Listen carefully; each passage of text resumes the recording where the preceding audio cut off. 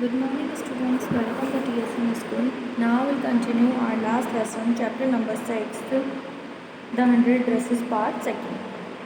Last class में मैंने आपको बताया था कि कैसे जो वेंडा है वो फर्स्ट प्राइज़ जीती है ड्राइंग कॉन्टेस्ट का, बट मिस मैसन को पता चलता है कि वो क्लास के अंदर नहीं है, तो उसके फादर का जो लेटर होता है वो उन्हें मिलता है। उस लेटर में लिखा होता है कि हम लोग कहाँ चले जाएंगे, इस शहर छोड़कर बड़े शहर में चले जाएंगे ताकि वहाँ मेरे बच्चों को कोई भी चिढ़ाए ना, कोई उनका मजाक ना बनाए। ये लेटर पढ़कर, ये लेटर जब क्लास में पढ़ा जाता है तो बच्चे सारे शॉक हो जाते हैं और सारे उसमें पैगी और मैडी को काफ़ी अफसोस होता है। पैगी को भी इस बात का दुख होता है कि उसने उसका मजाक बनाया था, वेंडा के साथ बुरा व्यवहार किया था। तो वो दोनों डिसीज़न लेते हैं कि हम जाएंगे वहाँ पर उसके घर पर, और शायद वो वहाँ से ना गए और ये देखकर हम आते हैं, अगर वो वहाँ होंगे तो हम उससे सॉरी फील करेंगे और ये बताएंगे कि वो कॉन्टेस्ट उसने जीत लिया है। तो वो वहाँ जाते हैं। The two girls hurried out of the building up the street toward Bogginside, the part of town that wore such a forbidding air on this kind of a November afternoon, drizzly, damp and dismal. Drizzly means जो बारिश होती है, बूंदाबांदी हो रही थी। डैम्प means गीला होना, और डिस्मेल मीन्स मतलब एक गीला कीचड़ टाइप्स की जो जगह होती है जहाँ जाना थोड़ा सा पॉसिबल कम होता है। वैसे जो दोनों लड़कियां थी वो बिल्डिंग से बाहर निकल गई और गर्मी का टाइम, गली जो थी वहाँ पर बॉगिन साइड जो थी वहाँ जाने के लिए वो निकल गई। दोपहर का समय था, नवंबर का, और बूंदाबांदी हो रही थी और गीला सब कुछ कीचड़ सा हो रहा था। Well at least said Peggy gruffly, I never did call her for a foreigner to make or make fun of her name. I never thought she had the sense to know we were making fun of her anyway. I thought she was too dumb. And Gee, look how she can draw. जो Maddie होती है वो सोचती है कि चलो अच्छा है, कम से कम जो पैगी है उसने डिसीज़न तो लिया, और इस बात को सोचती है मैडी कि मैंने तो कभी उसका मजाक नहीं बनाया था, क्योंकि मैं तो सिर्फ उसके साथ रहती थी पैगी के, बल्कि मैंने वेंडा का पर्सनली मजाक नहीं उड़ाया था। मुझे काफ़ी बुरा भी लगता था कि वो जो पैगी है वो वेंडा का मजाक क्यों बनाती है, बट मैं उससे कुछ कह नहीं पाई, मुझे उससे अनसुना करना पड़ता था।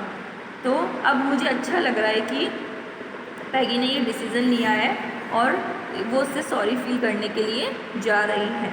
Maddie could say nothing, all she hoped was that they would find Wanda. She wanted to tell her that they were sorry they had pegged on her and how wonderful the whole school thought she was, and please not to move away and everybody would be nice. She and Peggy would fight anybody who was not nice.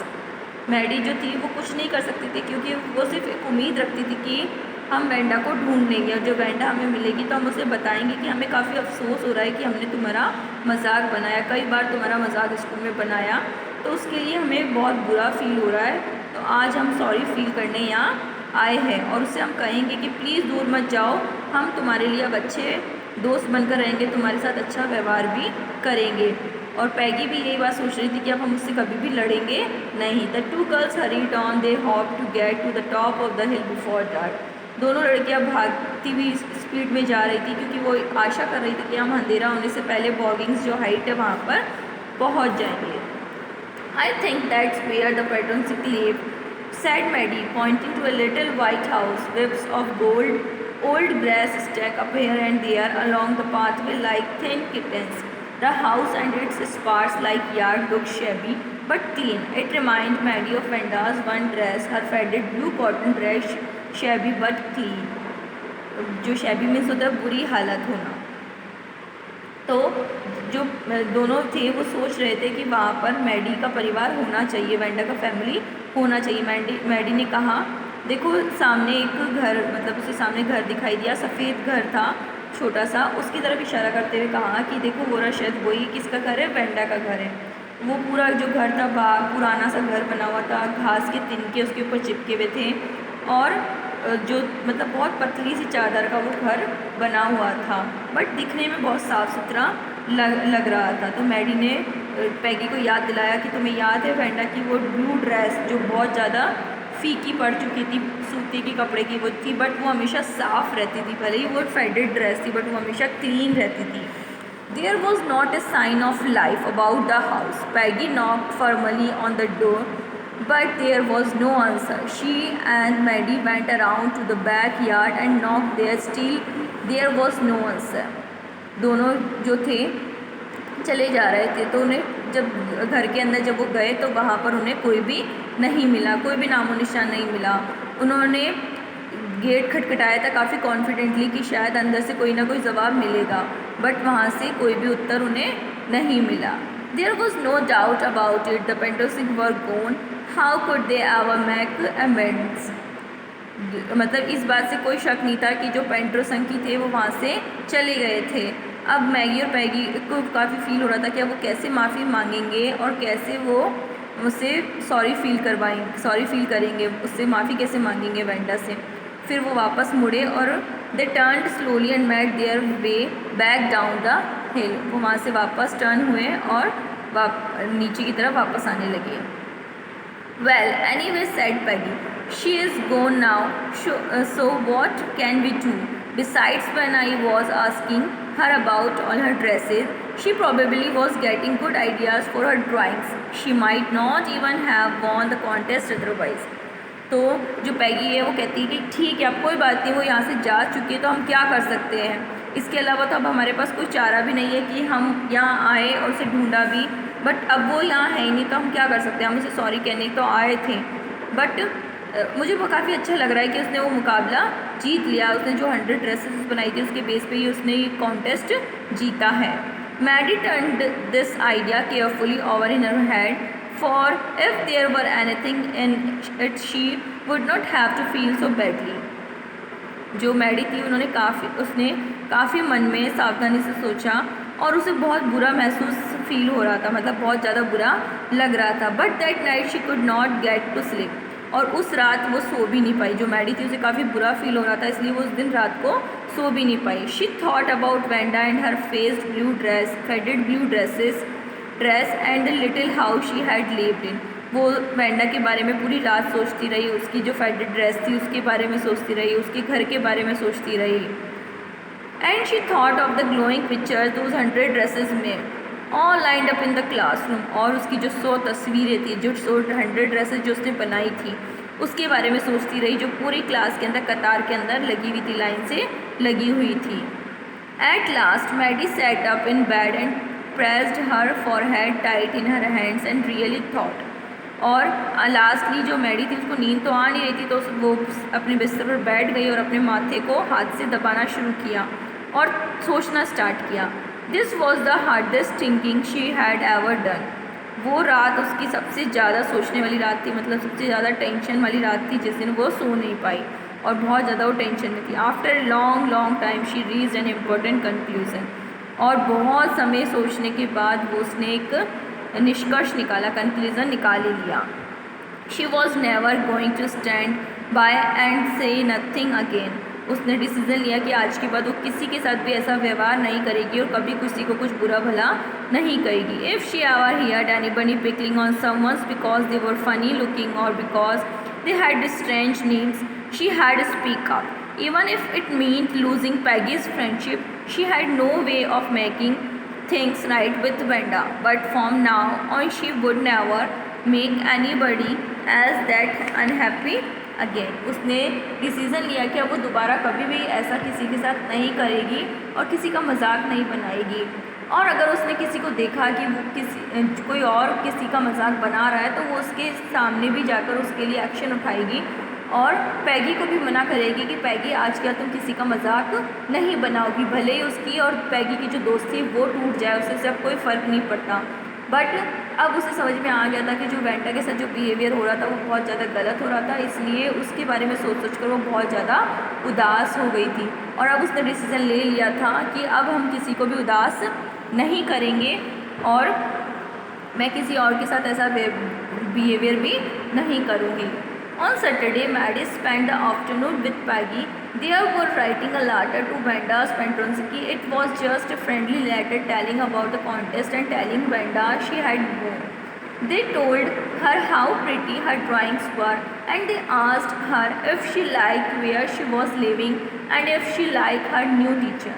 They had meant to say They were sorry, but it ended up with their just writing a friendly letter, the kind they would have written to any good friend, and they signed it with lots of XX for love. They mailed the letter to Boggins Heights, writing, "Please forward on the envelope."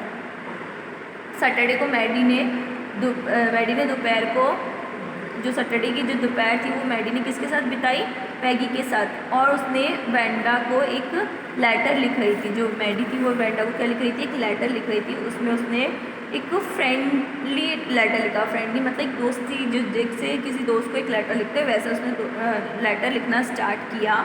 उसने उसमें बताया कि Wanda, तुम ये contest जीत चुकी थी और तुम्हारी जो ड्राइंग्स थी वो बहुत ज़्यादा सुंदर थी और तुमने वो कॉन्टेस्ट भी जीत लिया है। अब तुम जहाँ भी हो, मतलब जहाँ भी रह रही हो, तो वहाँ क्या तुम खुश हो? तुम्हारे वो जो टीचर्स हैं नए, वो तुम्हें पसंद करते हैं, तुम्हारे अच्छे दोस्त बन गए हैं। ये सब उसने उसमें लेटर में लिखा और उन्होंने मतलब ये जाहिर किया कि अब वो उससे क्या कर रहे हैं, एक सॉरी फील कर रहे हैं, सॉरी मांग रहे हैं, माफ़ी मांग रहे हैं। और उसके बाद उसने उस लेटर को बड़े प्यार से एंड किया और उसके अंदर बहुत सारा प्यार भरे शब्द उसके लिए लिखे और बॉगिंस हाइट का जो पता था उस पर उसने डाल दिया और लिफाफे पे लिख दिया, प्लीज़ फॉरवर्ड। अगर मतलब वहाँ से नया एड्रेस उन्हें मिलता है तो वो नए एड्रेस पे उसे फॉरवर्ड कर दे। Days passed and there was no answer, but the letter did not come back. So maybe Vanda had received it. कई दिन गुजर गए, कोई जवाब वापस नहीं आया, बट लेटर भी वापस नहीं आया। मतलब कोई आंसर तो वापस नहीं आया बट लेटर भी वापस नहीं आया। तो उन्हें फील हो रहा था कि शायद वेंडा को लेटर मिल गया होगा। Perhaps she was so hurt and angry she was not going to answer. You could not blame her. तो जो पैगी थी उसे फील हो रहा था कि शायद उसे बहुत ज़्यादा हम पे गुस्सा आ रहा होगा और इसलिए शायद उसने हमारे को आंसर नहीं दिया होगा। मैडी और पैगी ये बात सोच रही थी कि शायद इसलिए उसने हमें आंसर नहीं किया होगा क्योंकि वो हमसे बहुत ज़्यादा क्या है, नाराज़ है। शायद उसे बहुत ज़्यादा हम पे गुस्सा आ रहा होगा इसलिए उसने जवाब नहीं दिया। तो इसलिए हम उसे दोष नहीं दे सकते, मतलब इसलिए हम उसे ब्लेम नहीं कर सकते क्योंकि वो उसे नाराज़ होना उसका हक है। मतलब हक से मतलब अगर वो नाराज़ है तो उसमें वो बिल्कुल सही है क्योंकि हमने उसके साथ इतना गंदा बिहेवियर किया था जिसके कारण वो हमसे नाराज़ हो सकती है। शायद इसलिए वो हमारे लेटर का जवाब भी नहीं दे रही है।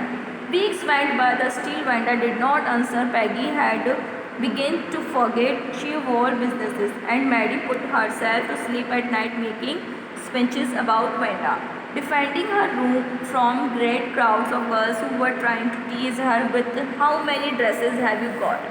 And before Vanda could press her lips together in a tight line, the way she did before answering, Maddie would cry out, "Stop." Then everybody would feel ashamed the way she used to feel. सप्ताह गुजर गए, काफ़ी दिन गुजर गए, कोई भी जवाब नहीं आया। जो पैगी थी उसने इस सारी घटना को भूलना स्टार्ट कर दिया था, बट जो वेंडा थी वो इस बात को नहीं भूल पा रही थी। वो रात को सो भी नहीं पाती थी और वेंडा के बारे में हमेशा सोचती रहती थी कि क्यों हम उसे चिढ़ाते थे, क्यों हमने उसके ड्रेसेस का मजाक बनाया, हम उससे ऐसे क्वेश्चनिंग क्यों करते थे। और जब भी हम उससे ऐसी क्वेश्चनिंग करते थे तो वो हमें कोई भी जवाब नहीं देती थी, वो हमेशा चुप ही रहती थी। तो मैडी को काफ़ी इस चीज़ का बुरा लग रहा था और काफ़ी सोच के उसे अपने ऊपर शर्म महसूस हो रही थी कि अगर हमें ये बातें किसी और के साथ करते या किसी और को ये बातें बताए तो सब हम पे हंसेंगे और हम पे शर्म महसूस करेंगे। तो ये चीज़ें सोचकर मैडी को बहुत ज़्यादा बुरा फील हो रहा था। So students, we will continue this lesson in our next class. Thank you.